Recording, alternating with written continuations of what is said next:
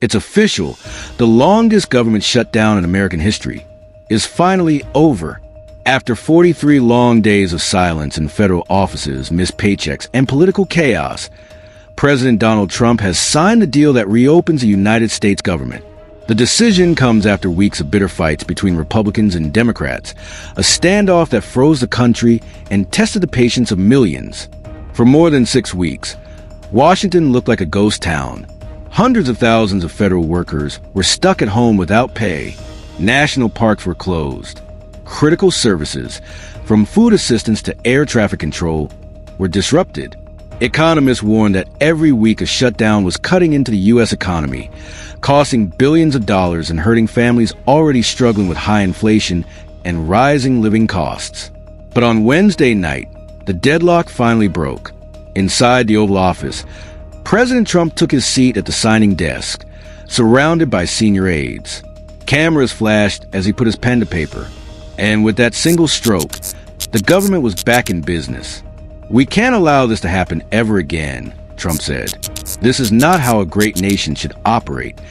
The bill that Trump signed had passed through both chambers of Congress after intense debate. The House of Representatives narrowly approved it with a vote of 222 to 209. Following the Senate's earlier green light, the agreement allows the government to keep operating until January 30th. But it doesn't solve every problem. It's more like a temporary fix to stop the bleeding. It brings federal employees back to work, restarts key programs like food aid, and gives agencies a chance to recover before the busy Thanksgiving and Christmas periods. But Democrats say the deal fails to include vital healthcare subsidies they fought hard to protect. Their anger was clear on the House floor. "This bill helps no one if it abandons the families who need health care," said Democratic Representative Mikey Sherrill during her final speech before resigning. "We can't just sign away our principles." Polls show a deeply divided nation. A new Reuters Ipsos survey reveals half of Americans blame Republicans for the shutdown, while nearly the same number blame Democrats. It's a political stalemate that shows how fractured Washington has become, and how difficult it will be to prevent another crisis in the future. Even within Trump's own party, frustration was visible.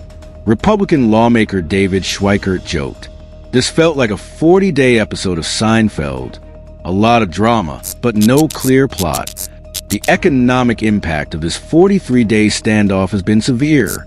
Analysts estimate the shutdown shaved more than 0.1% off U.S. GDP each week, roughly translating to billions of dollars in lost productivity. Government data collection, including employment and inflation reports, came to a halt. Some officials say October's jobs and CPI data might never be recovered.